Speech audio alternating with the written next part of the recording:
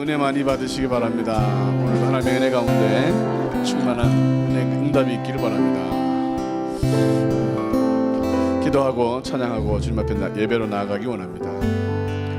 살아계신 하나님 감사합니다. 오늘도 하나님 온전한 주일 성수할 수 있도록 믿음과 건강 주시고 또 예배자로 불러주시니 고맙고 감사합니다.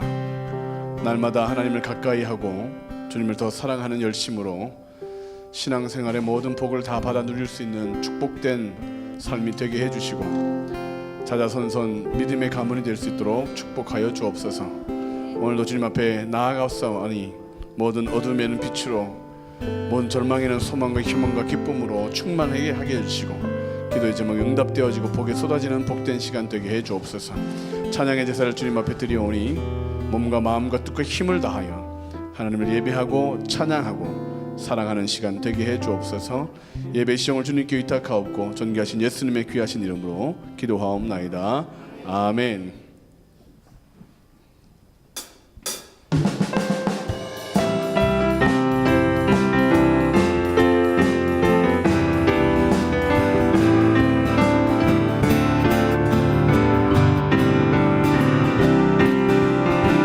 예수로 나의 구주 삼고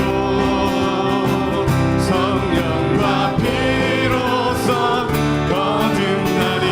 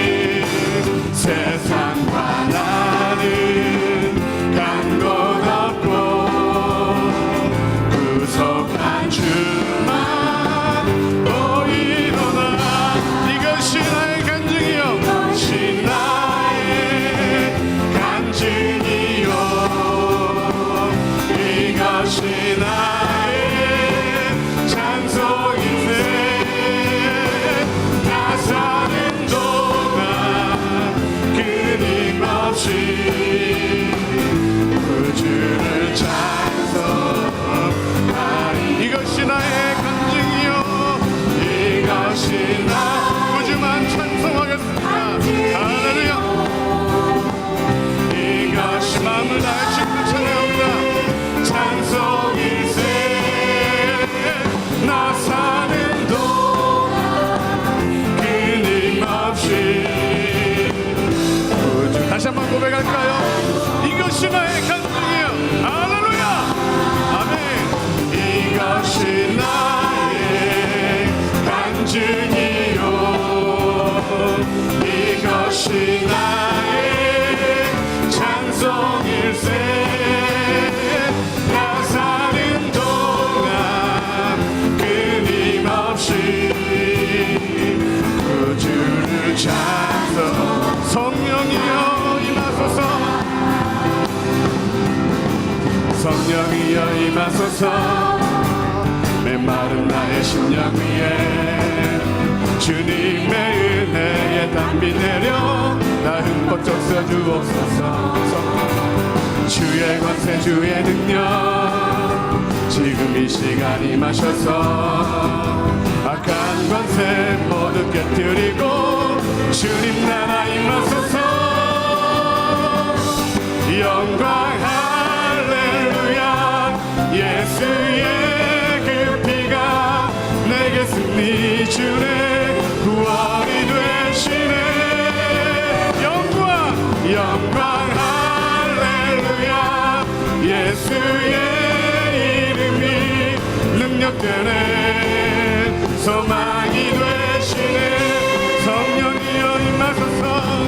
성령이여 임하소서 메마른 나의 심령 위에 주님의 은혜에 담비 내려 나 흠뻑 적셔 주옵소서 아멘 주의 권세 주의 능력 지금 이 시간 임하셔서 악한 권세 모두 깨뜨리고 주님 나라 임하소서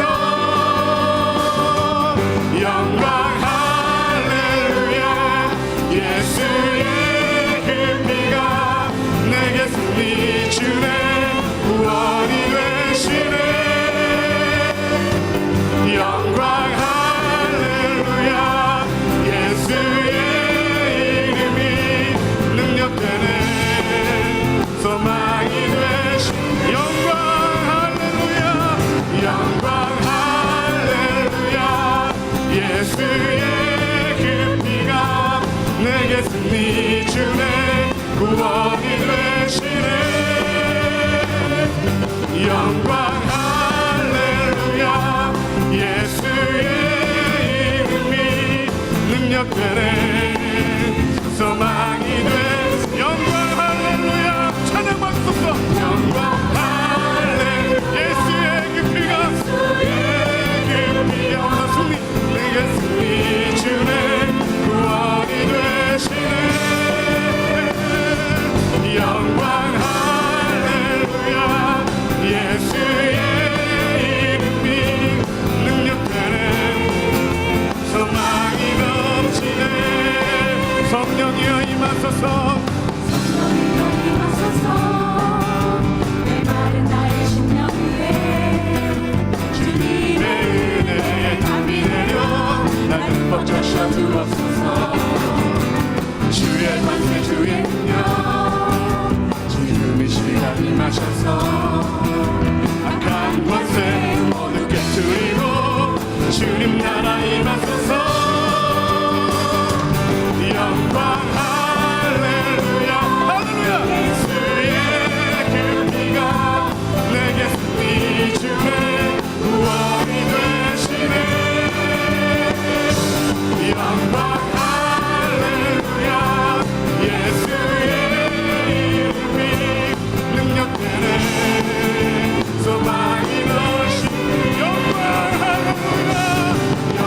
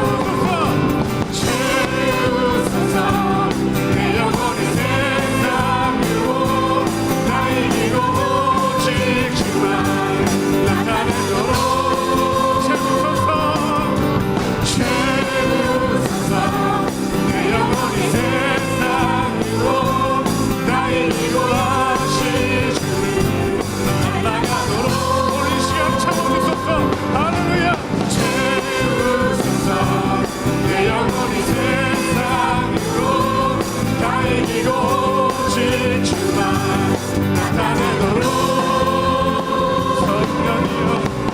성령이여 내 영혼을 충만케 하소서 내 속에 강물이 넘쳐나게 성령이여 내 영혼을 성령이여 내 영혼을 충만케 하소서 내 속에 강물이 넘쳐나게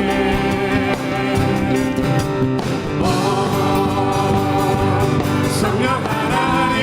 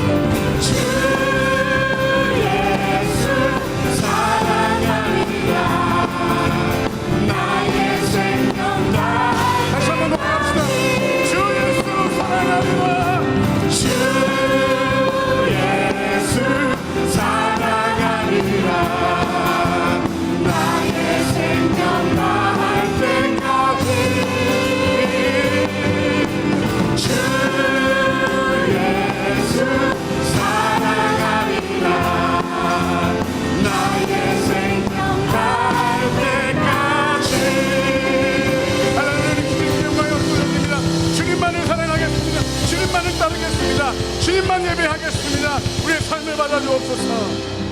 할렐루야. 우리의 드린 찬양이 주님 앞에 영광이 될 줄로 믿습니다. 하나님께서 우리의 기도를 들으신 줄로 믿습니다.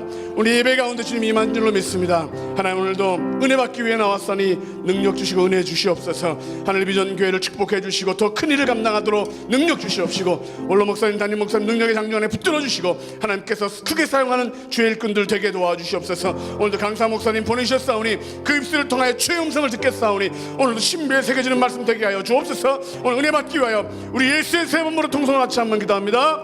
예수여, 예수여, 예수여.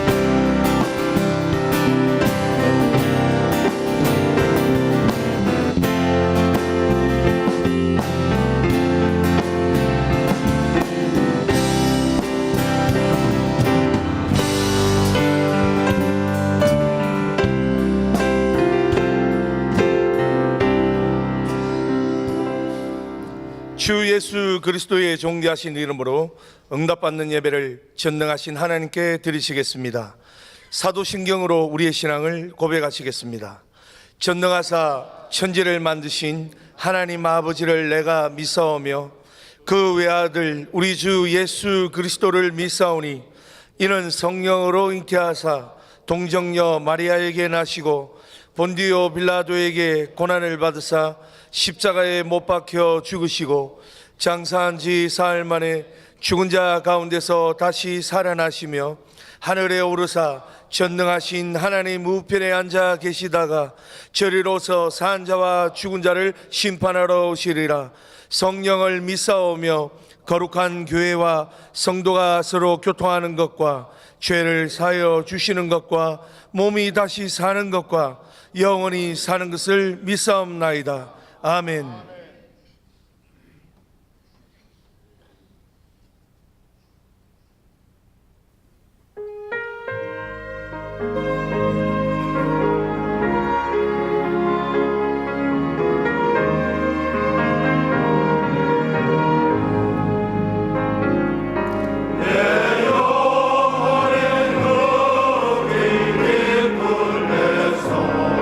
맑은 바람이 불려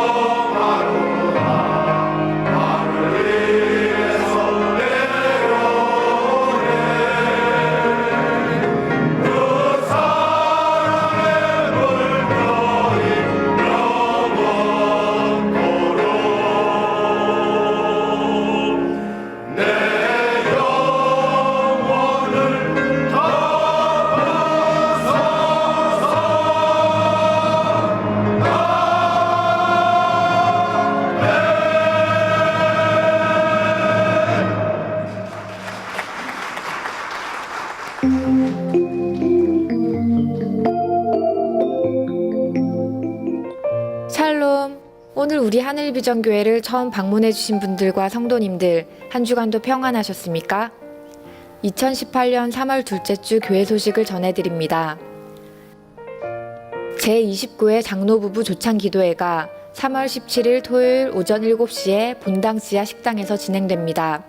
전 장로부부와 교역자를 대상으로 진행하며 기도회 후 청계산 층교 등산이 있습니다. 탁지일 교수 초청 2단 강의가 3월 18일 주일 비전 예배 시에 본당에서 있습니다. 고난주간 특별 새벽 기도회가 3월 26일 월요일부터 31일 토요일 새벽 6시에 본당에서 진행됩니다. 4월 1일 주일은 부활주일로 드려집니다. 성령의 밤이 3월 30일 금요 철야 시에 본당에서 진행됩니다. 예배 후 청계산 산 기도회가 있습니다. 제10기 성경 1도 각교가 3월 19일부터 시작됩니다. 본당 지하 세미나실에서 진행되며 자세한 사항은 주보를 참고해 주시기 바랍니다. 문의는 문명숙 권사님께 해주시기 바랍니다. 1:1 제자 양육자반을 모집합니다. 3월 27일 화요일 오후 8시부터 본당 지하 세미나실에서 진행되며 1:1 제자 양육 성경 공부 수료자를 대상으로 합니다. 문의는 권정희 권사님께 해주시기 바랍니다. 1:1 제자 양육 성경 공부반을 모집합니다. 자세한 사항은 주보를 참고해 주시기 바라며 문의는 권정희 권사님께 해주시기 바랍니다. 하늘비전 종합복지센터에서 자원봉사자를 모집합니다. 모집 기간은 3월 말일까지입니다. 담당 업무 등 자세한 모집 사항은 주보를 참고해 주시기 바라며 문의는 이상윤 장로님께 해주시기 바랍니다.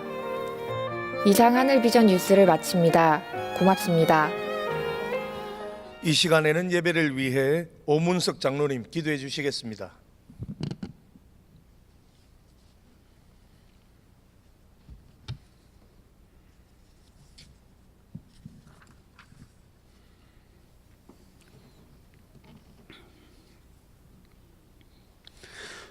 고마우신 하나님 아버지, 오늘 하늘 문이 열리는 예배에서부터 예배마다 은혜의 시간 되게 하여 주심에 감사합니다. 이 시간도 아버지 하나님, 저희 믿음의 성도들 말씀을 사모하며 성령의 생수에 갈급한 목마름으로 이렇게 또 모였습니다. 아버지 하나님, 말씀으로 채워주시옵소서. 말씀 속에서 이 세상 살아가는 삶의 죄를 깨닫게 하여 주시옵소서. 주님께서 십자가의 그 모진 고통을 감내하시며 우리의 죄를 사하신 그 크신 사랑에 다시금 감사합니다. 우리의 죄악을 용서하여 주시옵소서. 그 십자가에 저희들의 모든 죄악, 육적인 것, 세상적인 것, 그리고 그 십자가에 저희들의 못된 교만, 아집, 이기심 등을 못 박아버리는 시간 되기를 원합니다. 아버지 하나님, 저희 하늘비전교회를 사랑하셔서 성도들을 은혜로운 삶으로 돌보아 주심에 감사합니다. 바라옵기는 52년 전 이 교회를 세우시고 민족 복음화를 위해 일생을 헌신하신 원로 목사님 장숙케 하시고 영력과 기력 충만한 가운데 남은 생에도 귀하게 쓰임 받으며 하나님을 영화롭게 하도록 역사하여 주시옵소서. 담임 목사님, 이 시대의 영적 지도자로 우뚝 세워주심에 감사합니다. 지금 외국에 나가 있는 그 일정 위에 하나님 함께 하시길 소원하며 우리 담임 목사님 영육간에 강건케 하시고 더욱더 지혜와 권능으로 충만하여 그 가슴에 품은 꿈이, 비전이 하나씩 하나씩 열매 맺도록 도와주시옵소서. 동력하는 모든 부목사님들, 전도사님들 또한 능력과 충성으로 옷 입혀주시고 교구와 기관마다 역동적인 부흥의 역사가 있도록 인도하여 주시옵소서. 하나님 아버지시여, 마음과 뜻과 힘을 다하여 내 하나님을 사랑하라는 신명기사의 말씀으로 시작한 2018년도도 벌써 2달이 훌쩍 지났습니다. 금년도 우리의 영성을 깨우는 교회 모든 행사를 주님께서 주관해 주시고 은혜의 결실이 있기를 소원합니다. 우리 성도들 성령으로 충만한 가운데 모두가 투철한 사명감으로 교회를 굳건히 세우고 길 잃은 영혼을 주님께로 인도하는데 더욱더 열심낼 수 있도록 도와주시옵소서. 고마우신 하나님, 경배와 찬양팀의 찬양 중에 하늘문을 여심에 감사합니다. 또한 장로 찬양대가 정성껏 준비하여 올린 찬양도 기뻐 받으시고 저희들 마음문까지 열어주시니 더욱 감사합니다. 이제 능력의 사자 백성균 목사님을 통하여 귀한 말씀 듣습니다. 저희들의 영성을 깨우는 생명의 말씀 주시옵소서. 그 말씀의 은혜가 풍성하게 하시고 감사와 회개와 결단의 시간 되기를 소원합니다. 그 말씀 붙잡고 세상에서 승리하는 삶을 살아가도록 인도하여 주시옵소서. 백 목사님이 담임하고 있는 잠실 성현교회도 지역사회의 소망의 등대가 되도록 역사하여 주시옵소서. 감사하며 예수님의 귀한 이름으로 기도드립니다. 아멘.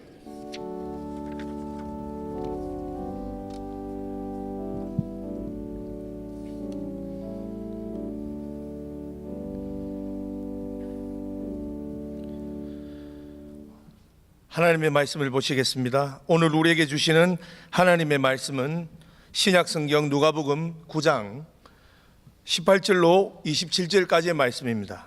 누가복음 9장 18절로 27절까지의 말씀입니다.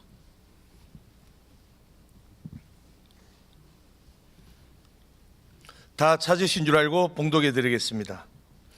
예수께서 따로 기도하실 때에 제자들이 주와 함께 있더니 물어 이르시되 무리가 나를 누구라고 하느냐?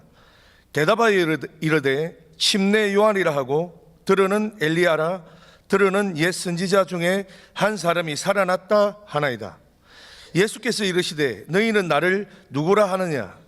베드로가 대답하여 이르되 하나님의 그리스도 신이이다 하니 경고하사 이 말을 아무에게도 이르지 말라 명하시고 이르시되 인자가 많은 고난을 받고 장로들과 대제사장들과 서기관들에게 버림받아 죽임을 당하고 제3일에 살아나야 하리라 하시고 또 무리에게 이르시되 아무든지 나를 따라오려거든 자기를 부인하고 날마다 제 십자가를 지고 나를 따를 것이니라.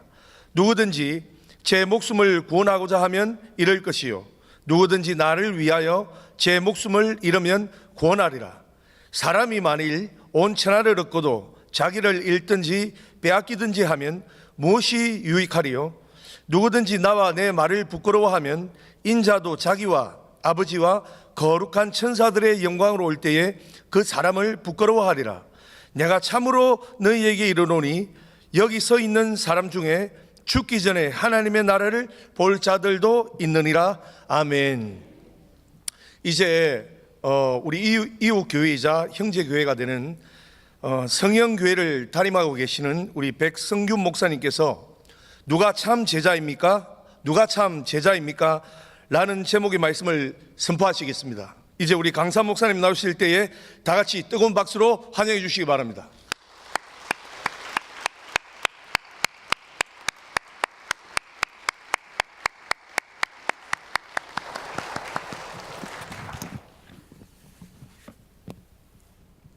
우리 하늘비전교회 성도님들과 만나게 돼서 반갑습니다. 금요일 금요기도회 때 말씀 전하면서 뵙고 이제 두 번째 뵙게 되었는데 두 번째 뵈니까 더 반가운 것 같습니다. 반갑습니다.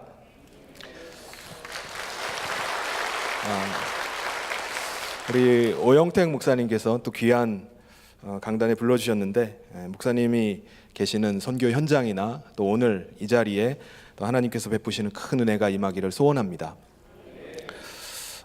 예수님께서 제자들에게 이런 질문을 하셨습니다. 오늘 읽었던 본문 말씀에 보면은 예수께서 따로 기도하실 때에 제자들이 주와 함께 있더니 물어 가라사대 무리들이 나를 누구라 하느냐. 제자들은 예수님의 이 질문에 이렇게 대답을 합니다. 당시에 예수님에 대한 평가는요 좀 다양했습니다. 19절에 보면은 대답하여 가로되 침례 요한이라 하고 더러는 엘리야 더러는 옛 선지자 중에 하나가 살아났다 하나이다. 헤롯 왕을 비롯해서 많은 사람들은 예수님께서 귀신을 쫓아내고 병든 사람을 살리는 것을 보시고 이 사람이 침례 요한이 살아난 것이 아닌가라고 생각을 했습니다. 그래서 마가복음 6장 14절에 보면은 이에 예수의 이름이 드러난지라 헤롯 왕이 듣고 이르되 이는 침례 요한이 죽은 자 가운데서 살아났도다. 그러므로 이런 능력이 그 속에서 일어나느니라 하고, 또 어떤 사람들은 엘리야나 다른 옛 선지자가 다시 살아난 것으로 생각을 하게 됩니다. 그래서 사람들이 어떻게 생각하느냐를 물어본 다음에 예수님께서는 이번에는 제자들을 향해서 물어보시죠. 20절에 예수께서 이르시되 너희는 나를 누구라 하느냐? 베드로가 대답하여 가로되 하나님의 그리스도시니이다. 여러분, 예수님께서 너희가 나를 누구라고 생각하느냐라고 이 질문하신 것은요, 당시 제자들뿐만 아니라 오늘 우리에게도 굉장히 중요한 질문입니다. 여러분에게 있어서 예수님은 어떤 분이십니까? 네, 그 고백이, 사랑에는 고백이 반드시 필요합니다. 고백이 없이 우리가 진정한 고백이 없이는요, 고백이 없는 사랑은 진정한 사랑이라고 할 수 없습니다. 두 사람이 만나서 맛있게 저녁 식사를 하고 영화도 보러 다니고 아무리 친한 사이라 할지라도 사랑의 고백이 없으면요, 아무리 오랜 세월을 그렇게 만난다 할지라도 그냥 친한 사이일 뿐입니다. 그러니까 사랑한다면은 고백이 있어야 됩니다. 신앙에도 고백이 필요합니다. 예수님께서는요, 오늘 우리 한 사람 한 사람에게도 그 사랑의 고백을 듣기를 원하십니다. 다른 사람의 고백이 아니라 바로 저와 여러분의 주님을 향한 그 사랑의 고백을 듣기를 원하십니다. 너희는 나를 누구라고 하느냐? 예수님의 이 물음에 베드로가 즉각적으로 대답을 하죠. 하나님의 그리스도이십니다. 하나님의 그리스도이십니다. 여러분, 그리스도라는 말은 기름 부음을 받았다라는 그런 의미죠. 기름 부음 받은 자, 메시아라고 합니다. 그러니까 하나님의 그리스도라는 말은요, 당신은 하나님의 기름 부음을 받은 자입니다라는 고백입니다. 기름 부음을 받은 것은 누가 받는다고 하죠? 특별히 제사장, 선지자, 왕만 받았다고 하죠.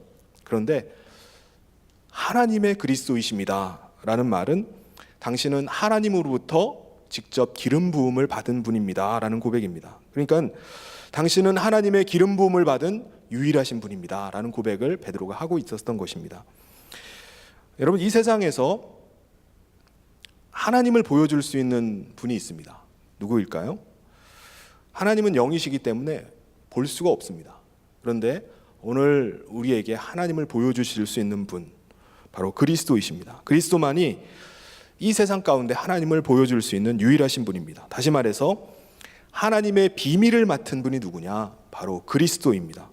그래서 성경에서는 예수님을 가리켜서 하나님의 비밀이라고 말씀합니다. 우리 골로새서 1장 27절을 우리 같이 한번 읽어볼까요? 같이 읽겠습니다. 시작. 하나님이 그들로 하여금 이 비밀의 영광이 이방인 가운데 얼마나 풍성한지를 알게 하려 하심이라. 이 비밀은 너희 안에 계신 그리스도시니 곧 영광의 소망이니라. 아멘. 뭐라고 말씀하죠? 비밀이라고 말씀합니다. 비밀이 바로 그리스도다. 골로새서 2장 2절에 보면 제가 읽겠습니다. 이는 그들로 마음의 위안을 받고 사랑 안에서 연합하여 확실한 이해의 모든 풍성함과 하나님의 비밀인 그리스도를 깨닫게 하려 함이니. 하나님의 비밀이 그리스도라고 말씀합니다. 그러니까 예수님이 하나님의 비밀이라면 하나님의 비밀을 드러낼 수 있는 분 누구죠? 예수님입니다. 예수님을 통해서만이 우리가 하나님의 비밀을 알 수가 있습니다. 그래서 하나님께서는 아들 예수에게 하나님의 모든 일을 허락하셨다라고 이렇게 말씀하셨습니다. 예수님만이 하나님의 비밀을 보여줄 수 있는 유일한 분이신데, 그러므로 누구든지 이 예수를 통하지 않고는 하나님을 알 길이 없습니다. 누구든지 이 예수를 통하지 않고는 하나님께 나아갈 길이 없어요. 그래서 예수님이 이렇게 말씀하셨습니다. 요한복음 10장 9절을 또 같이 한번 읽어보겠습니다. 시작. 내가 문이니 누구든지 나로 말미암아 들어가면 구원을 받고 또는 들어가며 나오며 꼴을 얻으리라. 아멘. 여러분, 우리가 예수님을 모르고 하나님을 알 수 있을까요? 예수님을 모르고는 우리가 하나님을 알 길이 없습니다. 예수님을 모르고 우리가 하나님을 섬긴다고 말하는 것은요, 그건 헛된 신앙입니다. 무슬림들이 포교를 할 때 자신들이 믿는 알라나 우리 그리스도인들이 믿는 하나님과 같다라고 이렇게 말을 합니다. 그러면 귀가 솔깃하죠. 그런데 무슬림들은요, 예수님을 믿기는 믿는데 선지자 중에 한 명으로 그렇게 믿습니다. 그러니까 그들이 하나님을 어떻게 알겠습니까? 그러므로 그들이 알고 섬기는 알라라는 신은요, 하나님과 전혀 다른 신입니다.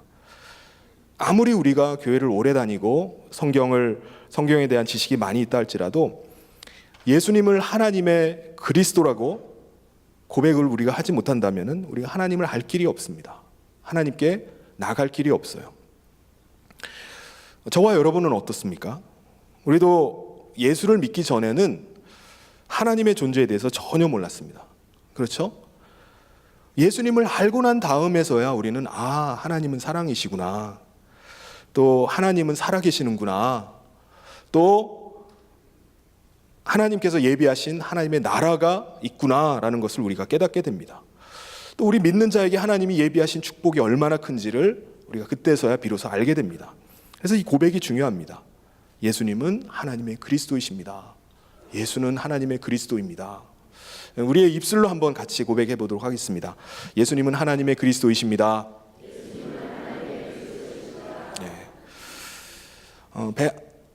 베드로의 이러한 고백을 예수님께서 들으셨는데, 이 고백을 들으시고 예수님이 이 고백을 아무에게도 하지 말라고 말씀하셨습니다.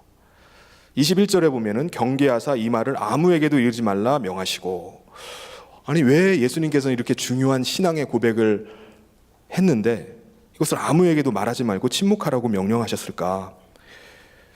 하나님의 그리스도라는 이 말에는요, 하나님의 비밀이 감춰져 있기 때문에 그렇습니다.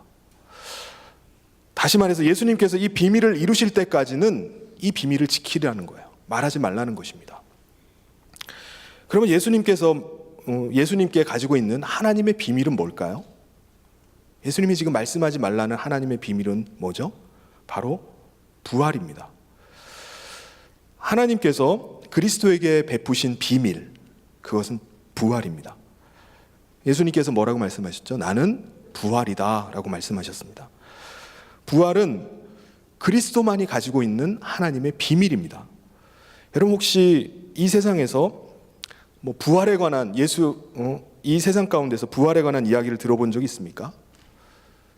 잠시 기절했다가 깨어나서 다시 사는 거 그런 말고, 다시 죽는 거 말고 영생하는 부활에 대해서 들어보신 적이 있나요?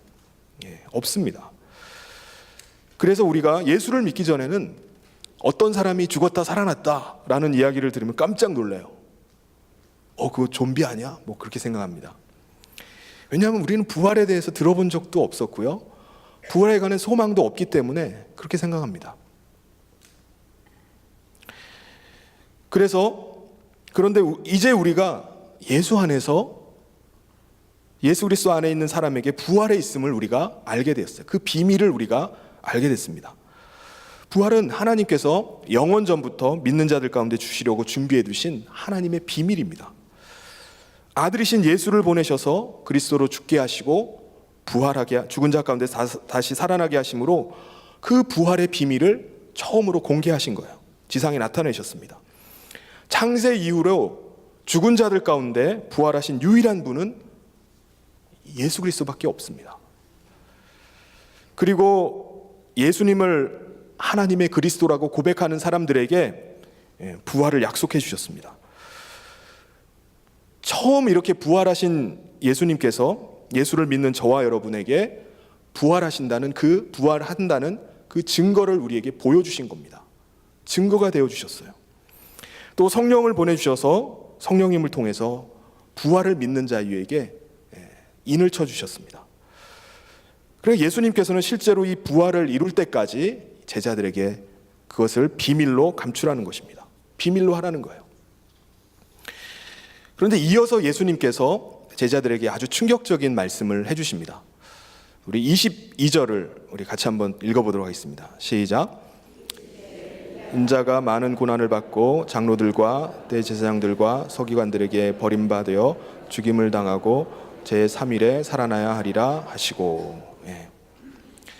예수님께서는 베드로의 신앙 고백을 들으시고 하나님의 비밀인 부활에 대해서 말씀하시면서 뭐를 덧붙여서 말씀하시죠?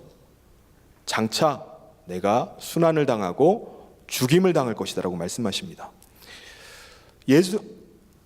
예수님의 부활에 대해서 전혀 알지 못하는 제자들에게 아마 예수님의 부활하신다는, 내가 죽은 지 3일 만에 다시 살아나리라는 이 부활에 관한 얘기는 전혀 안 들리고 제자들은 어떤 얘기만 들렸겠습니까? 순환당하고 내가 죽을 것이다 라는 말만 들렸을 것입니다. 부활에 관해서 전혀 알지 못하니까는 제자들에게 있어서 죽음은 뭡니까? 끝입니다. 아니, 예수님께서 죽으신다고? 죽음은 끝이잖아요. 그래서 예수님이 죽으신다는 이 말씀은 제자들에게 정말 실로 충격적인 말씀이었습니다. 그들이 가지고 있던 생각은 예수님이 죽으면 끝난다는 거예요. 여러분, 제자들이 예수님께 가졌던 기대가 뭐였습니까? 바로 앞에 벳세다의 들판에서 오병이어의 기적을 했을 때 이 오병이어의 기적을 보고 사람들이 깜짝 놀랐어요. 굉장히 놀랐습니다. 그 사람들보다 사실은 더 놀란 사람들이 바로 제자들이었습니다. 제자들도 엄청난 놀라움이었어요. 기적을 경험한 사람들이 이런 분을 우리의 왕으로 모셔야 된다라고 말했을 때 제자들도 아마 예수님만이 이런 분이 바로 이스라엘을 구원할, 로마의 압제로부터 구원하실 분이라고 막 기대했을 겁니다. 야, 이런 분이, 우리 선생님이 왕이 되시면 얼마나 좋을까. 그런데 예수님께서는 그들의 기대를 완전히 무너뜨려 버렸어요. 내가 대제사장과 서기관과 바리새인들에게 고난을 받고 버림받아 죽임을 당할 것이다. 잔뜩 기대하고 있던 이들에게 이 말씀은 아주 청천벽력과 같은 충격적인 말씀이었습니다. 예수님께서 자신의 죽음을 말씀하시면서 자신을 뭐라고 말씀하시죠? 인자라고 말씀합니다. 인자. 예수님께서는요, 하나님의 품에 계실 때, 하나님과 함께 하실 때는 하나님과 동등하신 분이십니다. 하나님은 홀로 한 분이시죠. 그런데 예수님께서 하나님에게서 독생하셨을 때, 나오셨을 때는 하나님과 동등한 분으로 역임을 받지 아니하시려고 뭐로 오셨죠? 인자로 오셨습니다. 빌립보서 2장 6절에 그것을 이렇게 말씀합니다. 그는 근본 하나님의 본체시나 하나님과 동등됨을 취할 것으로 여기지 아니하시고. 그래서 하나님의 품속에서 나오신 아버지의 아들을 뭐라고 하냐면 인자라고 말합니다. 여러분, 인자가 뭐죠? 인자는 사람의 아들이죠. 인성을 말합니다. 인성은 사람의 속성이에요. 사람의 속성의 특징은 연약함입니다. 인간은 아무리 많은 지식이 있어도요, 인간은 심한 충격을 받으면 죽을 수도 있어요.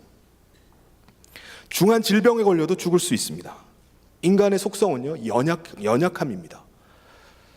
그래서 인자이신 예수님께서 십자가를 지셔야 될 일을 앞두고서 얼마나 번민하셨습니까? 고민이 되셨겠습니까? 예수님은 하나님의 아들이시지만 인자로 오셨습니다. 우리가 똑같이 가시에 찔리면 아프시고요, 우리가 똑같이 슬퍼하시고 겁을 내는 육체입니다. 그러니까 얼마나 몸부림치셨겠습니까? 예수님은 고민과 고통의 십자가를 아버지의 뜻을 성취하기 위해서 참고 지셔야만 했습니다. 아버지의 뜻에 순종하셔서 그 십자가를 지셨던 것입니다. 하나님 아버지는 또 어떻겠죠? 아들이 인성을 가지고 있기 때문에 아버지 앞에 그렇게 하나님 앞에 부르짖는 그 음성을 들으시고도 아버지의 그 경륜을 이루시기 위해서 침묵하셨습니다. 만약에 하나님께서 할 수만 있으시면은 이 잔을 내게서 지나가기를 원합니다.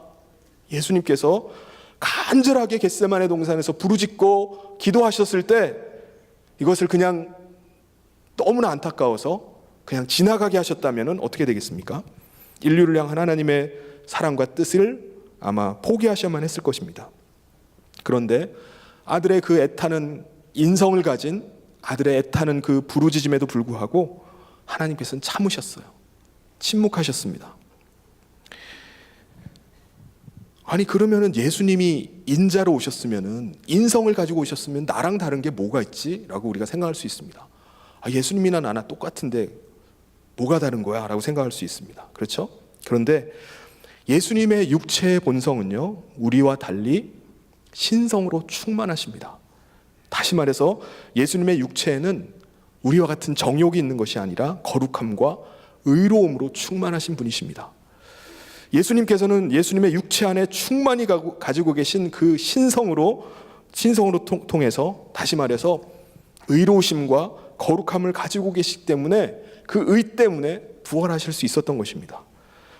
그렇다면 인성만 가지고 있는 우리는 어떻게 되는 거죠? 예수님의 육체의 본성은 신성이어서 거룩함과 의로움이 있어서 부활하셨다면은 우리 인간의 육체의 본성만 가지고 있는 우리는 어떻게 됩니까? 우리 육체의 본성은요, 정욕입니다. 그래서 우리가 가지고 있는 이 인성, 속성대로 말하면은 우리는 죽어야 돼요. 우리는 죽음을 피할 수가 없습니다. 성경에서 뭐라고 말합니까? 한 번 죽는 것은 정한 것이요, 정한이 있죠. 그 후에는 반드시 심판이 있다고 말씀했습니다. 그래서 우리 인간은 가망이 없는 거잖아요. 지금은 살아있으나 살았다고 말할 수가 없습니다. 예수님께서 그리스도의 비밀인 부활에 동참하는 비결, 죽을 수밖에 없는 우리에게 주님이 가지고 계신 그 부활하는 생명을 우리 가운데 가질 수 있는 비결을 제자들에게 가르쳐 주십니다. 우리 23절을 우리 같이 한번 읽어보도록 하겠습니다. 시작. 또 무리에게 이르시되 아무든지 나를 따라오려거든 자기를 부인하고 날마다 제 십자가를 지고 나를 쫓을 것이니라. 할렐루야. 주님을 따르라고 말씀하는데, 주님 따른다는 것은 주님의 발자취를 쫓아가는 것을 말합니다. 23절에 지금만 읽었던 23절에 두 가지 동사가 나와요. 하나는 아무든지 나를 따라오려거든 할 때 따라오다라는 동사고요. 이건 헬라어로 에르코마이란 말입니다. 그러니까 별다른 의미 없이 누군가를 이렇게 따라가는 거, 뒤쫓는 거, 이걸 말합니다. 또 하나는 나를 쫓을 것이다 라고 말하는 동사가 나옵니다. 여기는 헬라어로 아콜루데오라는 말인데요, 누군가에게 소속되어서 아주 확고부동하게 그것을 쫓아가는 것을 말합니다. 그러니까는 예수님을 따르는데 두 가지 종류의 사람이 있는 것을 우리가 알 수가 있죠. 어떤 성도는 에르코마이처럼 아무 생각 없이, 아무 의미 없이 그냥 단지 따라가는 사람이 있어요. 별다른 결단이 없이 그냥 습관적으로 교회를 드나드는 사람이 있습니다. 반면에 어떤 성도는요, 아콜루데오처럼 철저하게 자기 자신을 포기하고 자신의 삶을 들여서 헌신하면서 주님을 따르는 사람이 있습니다. 누가 참 제자입니까? 물론 그냥 따라가는 사람도 제자라고 할 수도 있죠. 습관적으로 교회 다니는 사람도 제자라고 할 수 있지만, 정말 철저하게 자기 자신을 포기하고 주님 따르는 사람이 바로 제자입니다. 십자가 가지고 예수님을 따라가는 사람이 제자입니다. 우리가 예수님의 제자로 확고부당하게 우리가 주님을 따르려면 어떻게 해야 되죠? 주님을 따르는데 어떻게 하는 것이 참 제자로 주님을 따르는 것인가? 주님이 두 가지를 말씀하셨습니다. 첫 번째는 자기를 부인하라는 거예요. 예수님 따르고자 하는 사람은요, 자기 부인을 잘해야 됩니다. 자기 부정을 잘해야 됩니다. 자기를 부정하고 자기를 부인한다는 것은 어떤 걸 의미할까요? 내 안에 있는 옛사람의 성품, 욕망, 이런 것들이 있는데 이것을 부정하는 것을 말합니다. 다시 말해서 우리 모두는 다 육체 가운데 우리가 살고 있기 때문에 우리가 거듭나서 우리 안에 영생하는 생명을 가지고 있다 할지라도 육체의 본성이 있습니다. 이 육체의 본성이 가지고 있는 혈과 육의 본성을 날마다 쳐서 복종을 시켜야만 됩니다. 그래서 사도 바울이 갈라디아서 2장 20절에 이렇게 말하죠. 우리 같이 한번 읽어보도록 하겠습니다. 갈라디아 2장 20절 시작. 내가 그리스도와 함께 십자가에 못 박혔나니 그런즉 이제는 내가 산 것이 아니요 오직 내 안에 그리스도께서 사신 것이라. 이제 내가 육체 가운데 사는 것은 나를 사랑하사 나를 위하여 자기 몸을 버리신 하나님의 아들을 믿는 믿음 안에서 사는 것이라. 아멘. 네. 우리가 예수를 믿고 하나님의 자녀가 되어서 우리 안에 부활의 생명, 영생하는 생명을 우리가 갖고 있다 할지라도 우리는 여전히 육체 가운데 살아갑니다. 그래서 우리 가운데는 육체의 본성이 있습니다. 온갖 죄성이 우리 가운데 자리 잡고 있습니다. 우리 육체 안에는 혈과 육의 본성이 자리 잡고 있어서 틈만 나면은, 기회만 닿으면은 그것이 올라옵니다. 꿈틀꿈틀 올라와서 우리를 지배해버립니다. 여러분, 예수를 믿었다고 해서 우리 안에 있는 혈기와 분노가 사라지나요? 안 사라집니다. 우리가 예수를 믿었다고 해서 시기와 질투가 없어지나요? 그렇지 않습니다. 예수를 믿었다고 해서 육체의 정욕이 사라지나요? 그렇지 않습니다. 우리 안에 여전히 옛사람의 본성이 자리 잡고 있습니다. 우리가 육체의 장막을 벗는 그날까지 우리가 계속해서 이 싸움이 있을 것입니다. 그런데 이것을 어떻게 하라는 거죠? 부정하라는 거예요. 이것을 쳐서 복종시키라는 것입니다. 옛 자아에 대해서, 옛 본성에 대해서 아니요라고 말하는 거, 아니다라고 말하는 거, 이게 자기 부정입니다. 옛 본성은 계속 그걸 원해요. 하고 싶어 합니다. 근데 그것이 아니다라고 우리가 말하는 것입니다. 어떤 사람이 우리에게 악을 도모 같이 해보자 라고 할 때, 어떤 유혹이 우리 가운데 올 때 노라고 우리가 그것을 말하는 거예요. 아니다라고 말하는 겁니다. 예를 들면 보디발의 아내가 종이었던 그 요셉을 유혹을 하죠. 요셉의 입장에서는 주인마님을 좀 즐겁게 해드리면은 내 생활이 좀 더 편해질 텐데 라고 하는 유혹이 있었을 것입니다. 그런데 요셉은 어떻게 합니까? 나는 하나님 앞에서 범죄할 수 없다 라고 하면서 그 자리를 박차고 나가버립니다. 이게 바로 자기를 부정하는 거예요. 내 정욕은 조금이라도 더 편해질 수 있는 삶이 있는데 내가 하나님 앞에서 그것을 할 수 없다는 겁니다. 이것이 자기를 부정하는 거예요. 안에서는 막 욕망이 막 끌어올라요. 정욕이 막 끌어오릅니다. 근데 그 육신을 부정하는 거예요. 아니다라고 말하는 것입니다. 근데 만약에 이 요셉이 그 자리에 앉아서 이것도 하나님의 뜻인가 보다, 주여 뜻대로 하옵소서라고 하고 있으면은 어떻게 되겠습니까? 그 유혹의 자리에서 주님 뜻대로 하옵소서 하고 있으면은 100% 넘어질 수밖에 없어요. 부정하는 것입니다. 왜냐하면 우리가 아무리 믿는 자라 할지라도 우리는 옛사람의 성품이 여전히 우리 가운데 있기 때문에 그렇습니다. 우리가 뭐 직분을 가진 자라 할지라도, 목사라 할지라도 마찬가지예요. 재직이라 할지라도 우리 안에 옛사람의 욕망이, 혈기가 그대로 있어요. 시기가 있고 탐욕이 그대로 있습니다. 이런 것들이 기회만 만나면은 꿈틀꿈틀 올라와요. 그럴 때마다 어떻게 합니까? 내 자신을 부정해야 됩니다. 나는 예수 그리스도로 말미암아 거듭난 하나님의 사람이라는 것을 우리가 주장하면서 옛사람의 정욕을 부정하는 거예요. 부인하는 것입니다. 한 번 한다고 그게 되나요? 사도 바울은 날마다 십자가에 못 박으라고 말씀합니다. 자기 자신을 날마다 쳐서 복종을 시켜야 됩니다. 십자가에 못 박아 죽여야 됩니다.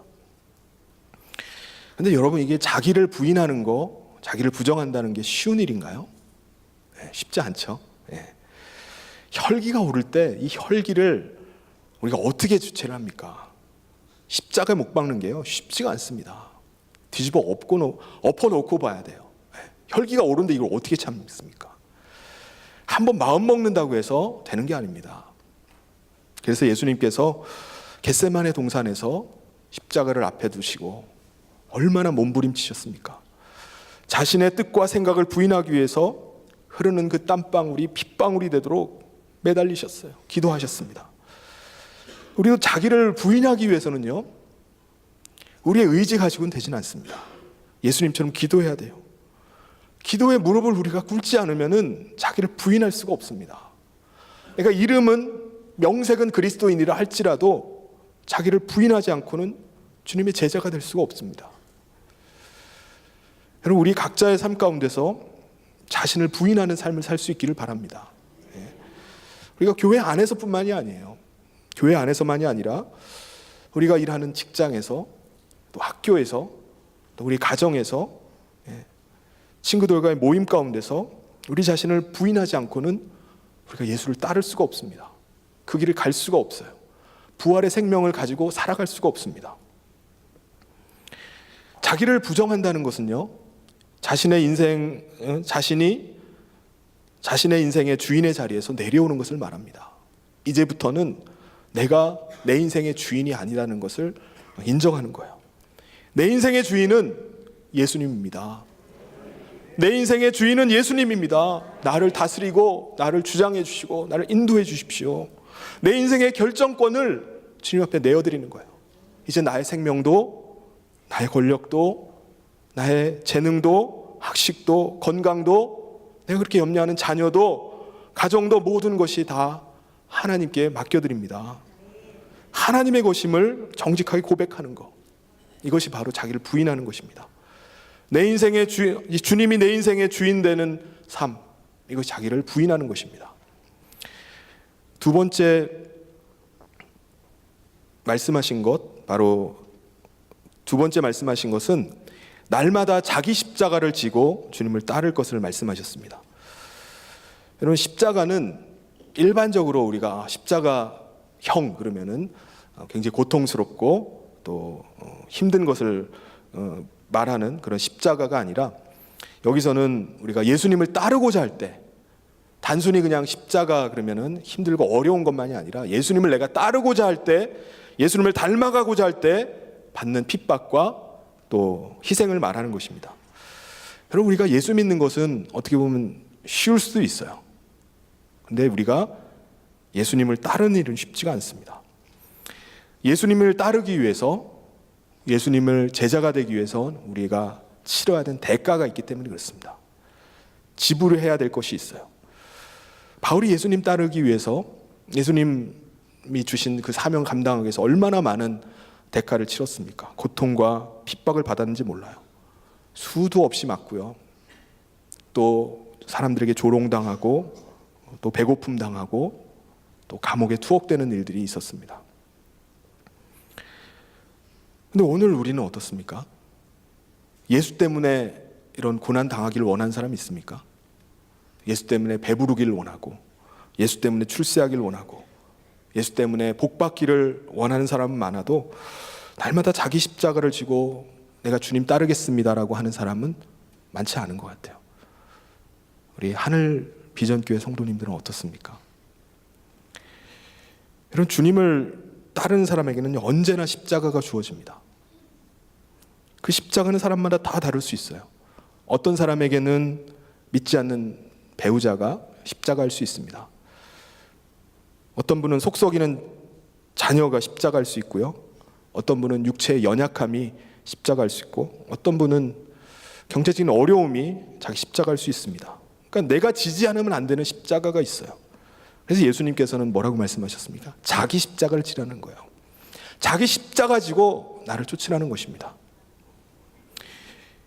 여러분, 십자가에는요, 고통과 눈물이 있습니다.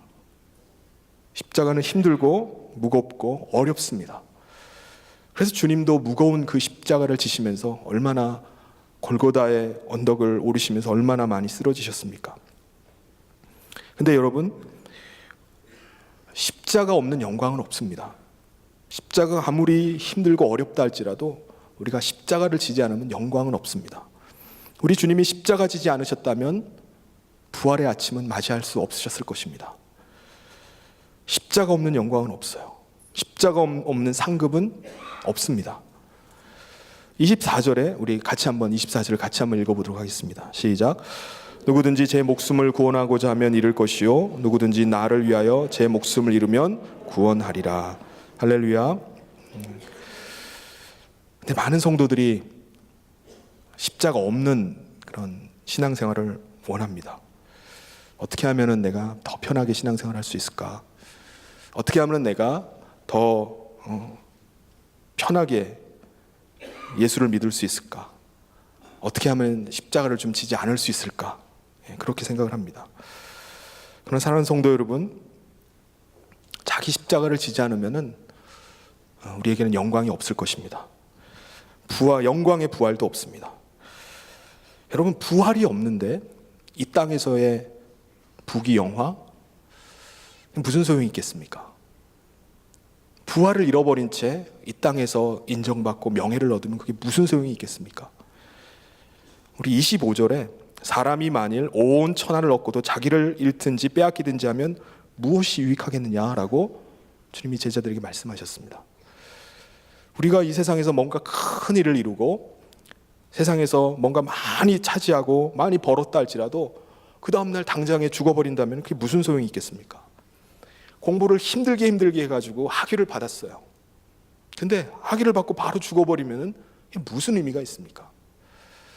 이 세상에 최고로 비싼 것이 있다면 그것은 자기 영혼입니다. 그러므로 우리가 이 세상을 우리가 살아가는 동안에 기회가 주어졌을 때 자기 영혼부터 건지려고 해야 됩니다. 자기 영혼부터 살려놓고 봐야 됩니다. 그 다음에 뭔가를 하고 그 다음에 뭔가를 이루려고 해야지 자기 영혼은 내팽개치고 뭔가를 하려고 하고 얻으려고 한다면 그것은 반드시 실패하게 됩니다. 자기 영혼부터 건져놓고 직장 생활하고 자기 영혼부터 건져놓고 장사해야지 자기 영혼은 내버려 두고 돈만 벌고 공부만 한다면 나중에는 반드시 실패하게 될 것입니다. 여러분 공항에 보면 면세점들이 있잖아요. 공항 면세점에서 쇼핑을 하려고 하면은 꼭 잊어버리면 안 되는 것이 있습니다. 그건 바로 비행기 시간이에요. 이 비행기 표를 잘 보고 남는 시간 동안에 이 쇼핑을 해야 됩니다. 근데 어떤 분은 보면요, 면세점에서 이게 웬 명품이야 하면서 이렇게 막 명품이 텍스프리로 싸냐고 하면서 자기 비행기 뜨고 있는 줄도 모르고 공항 면세점을 돌아다니고 있는 분이 있습니다. 그러면 안 되죠. 비행기 뜬 다음에 그냥 불이 나게 가가지고 달려가봤자 소용이 없습니다. 비행기는 이미 떠버렸어요. 여러분 우리가 천국행 비행기 티켓을 우리가 다 한 장씩 가지고 있다면은 우리가 자기 시간을 잘 알아야 됩니다. 비행기 뜨는 시간이 있다는 것을 우리는 기억해야 돼요. 여기서 그냥 천년 만년 사는 것이 아니라 비행기는 뜬다는 것을 우리가 알고 그 시간을 기억해야 됩니다. 그리고 내가 지금 뭘 해야 되는지를 우리가 생각을 해봐야 돼요. 면세점 돌아다니면서 쇼핑하고 구경만 하고 있어서는 안 됩니다. 그러면 자기 영혼을 먼저 구원하고 그 다음에 공부하고 또 직장 생활도 하고 장사도 할 수 있어야 됩니다. 근데 우리가 이렇게 부활을 믿으면서 십자가 지고 주님 따라 살아갈 때 믿지 않는 사람들은 어떻게 생각할까요? 미쳤다고 생각합니다. 야, 이 사람들 미친 거 아니야? 도대체 이 사람들은 무슨 부활을 믿고 신앙생활을 하는가? 라고 우리를 어리석다고 말합니다. 이 세상에 이 좋은 것이 얼마나 많이 있는데 이 인간들은 왜 이런 걸 안 즐기고 포기하고 살아가는가? 미친 사람들 아니야 라고 생각을 합니다. 여러분은 혹시 그런 얘기 안 들어보셨나요? 당신 미친 거 아니야? 우리가 신앙생활하는 것에 대해서 부활의 소망을 가지고 사는 것에 대해서 미쳤다고 하는 사람들이 많이 있습니다. 세상의 즐거움을 포기하고 살아가는, 세상 즐거움을 모르고 사는 인간이라고 조롱을 해요. 그리고 어떤 경우는요, 너는 십자가 지고 살아가잖아.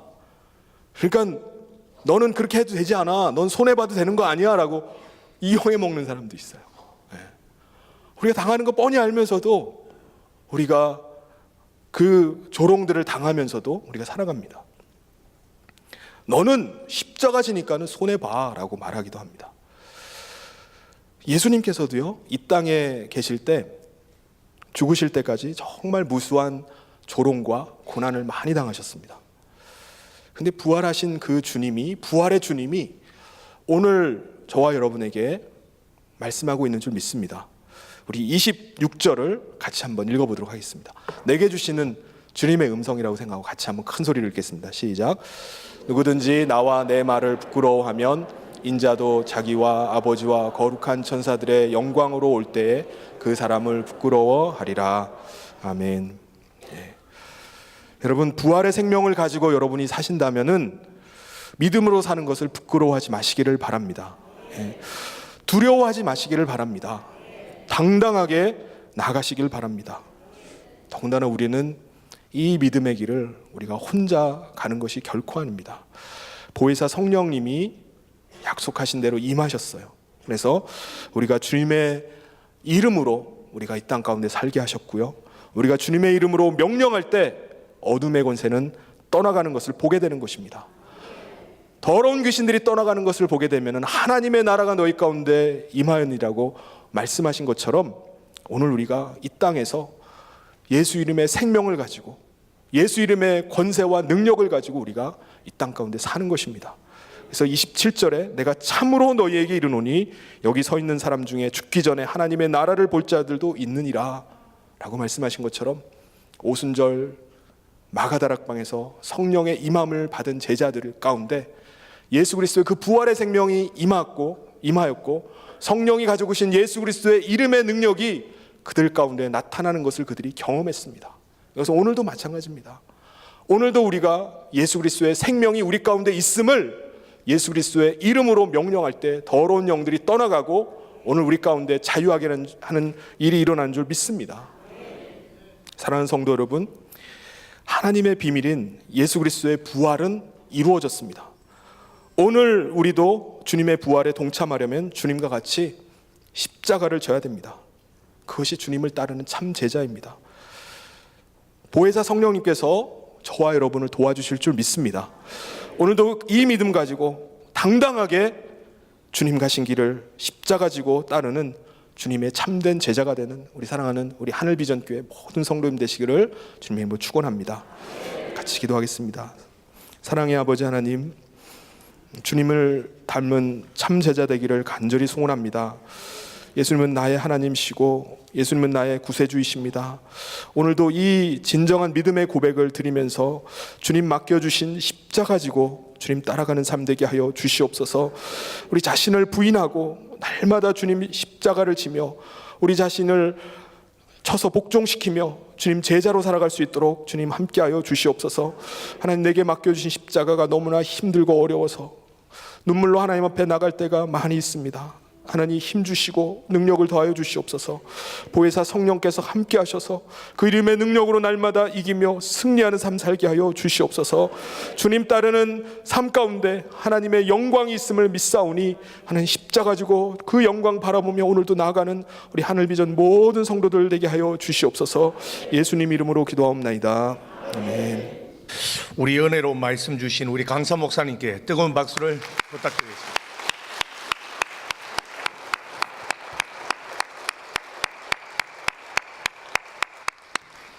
이제 하나님께 예물 올려드리는 시간입니다. 헌금위원들은 준비해 주시고 우리 예물을 위해 다 같이 기도하시겠습니다.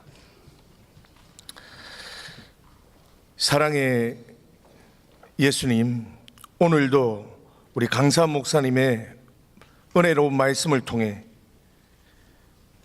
귀한 은혜 받게 하심을 감사드립니다. 그래야 감사한 마음으로 우리가 이 시간을 빌어 정성스러운 마음과 손길로 주님께 예물을 올려드리고자 합니다. 드리는 손길 위에 놀라운 복들로 풍성히 채워주시옵소서. 또한 헌금위원들 자옥자옥마다 복된 발걸음 되게 하옵시며 찬양하는 입술에도 동일한 복을 내려 주시옵소서. 예수 이름 받들어 기도드리옵나이다. 아멘. 드릴 수 있게 하신 하나님께 감사와 영광의 박수를 올려드립니다.